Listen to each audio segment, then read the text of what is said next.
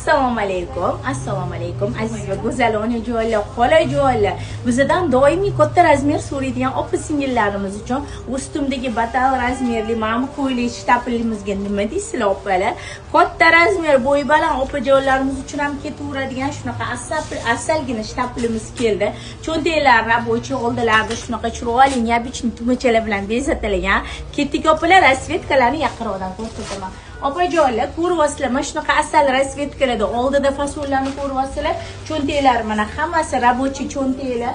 Orqalari shunaqa neobichniy qilib yaxlit bichilgan.